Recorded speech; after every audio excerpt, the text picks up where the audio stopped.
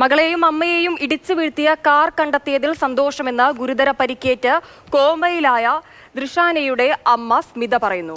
Car ഓടിച്ച ഷജിലിനെ വിദേശത്ത് നിന്ന് പെട്ടെന്ന് നാട്ടിലെത്തിക്കണമെന്ന് അവർ ആവശ്യപ്പെടുകയാണ്. സ്വന്തം കുടുംബത്തിനാണ് ഇങ്ങനെ ഒരു അപകടം സംഭവിച്ചതെങ്കിൽ ഇയാൾ ഒളിച്ചോടുമായിരുന്നോ എന്നൊരു പ്രധാനപ്പെട്ട ചോദ്യം കൂടി ചോദിക്കുന്നുണ്ട് അവർ. 9-കാരി ദൃഷാന കോഴിക്കോട് മെഡിക്കൽ കോളേജ് ആശുപത്രിയിൽ ഇപ്പോഴും ചികിത്സയിൽ കഴിയുകയാണ്. 9 മാസം ഇപ്പുറവും ആശുപത്രിയിൽ വെച്ചാണ് ഈ കാറ് കണ്ടെത്തിയ കാര്യം, ഡ്രൈവറെ തിരിച്ചറിഞ്ഞ കാര്യം കുടുംബം അറിയുന്നത്. അറിഞ്ഞപ്പോൾ വളരെ സന്തോഷമുണ്ട്. ഇപ്പോൾ ചാനലിലും കൊടുത്തത് കൊണ്ട് മാത്രമാണ് ഈ കാറ് കിട്ടിയത്. അല്ലെങ്കിൽ ഈ കാറ് കിട്ടൂല ഒരു ഉറപ്പും നമുക്കുണ്ടായി. വളരെ സന്തോഷമുണ്ട് കാറ് കിട്ടിയതിൽ, പ്രതിനെ പിടിച്ചെന്ന് പറഞ്ഞതിൽ വളരെ സന്തോഷമുണ്ട്.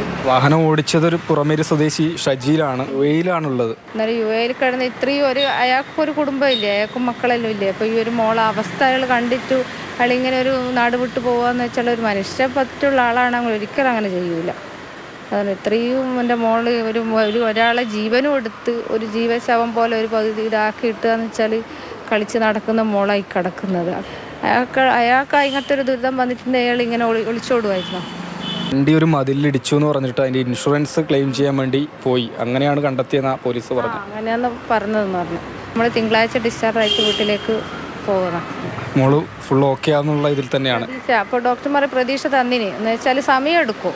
അതിപ്പോൾ മാസങ്ങളും വർഷങ്ങളാവും. അതിപ്പോൾ അതൊരു ചെറിയ മോളായതുകൊണ്ട് വളർന്നു വരുന്നില്ലല്ലോ, അതുകൊണ്ട് സമയം എടുത്തിട്ടുള്ള ഇമ്പ്രൂവ്മെൻ്റ് ആവും. അതുകൊണ്ട് സമയം നമ്മൾ കാത്തിരിക്കുക. കുട്ടിയെ വീട്ടിലേക്ക് കൊണ്ടുപോയാലും വീട്ടിൽ അതിനുള്ള സൗകര്യങ്ങളുണ്ടോ?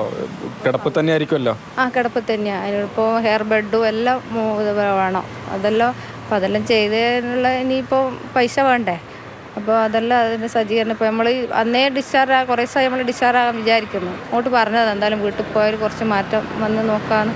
അപ്പോൾ ഇന്ന് അവർ ആഗ്രഹിച്ച ആ വിവരം എത്തിയിരിക്കുകയാണ്. ഷജിയിൽ കുടുംബസമേതം പോകുന്നതിനിടെയാണ് ഈ അപകടം സംഭവിക്കുന്നത്.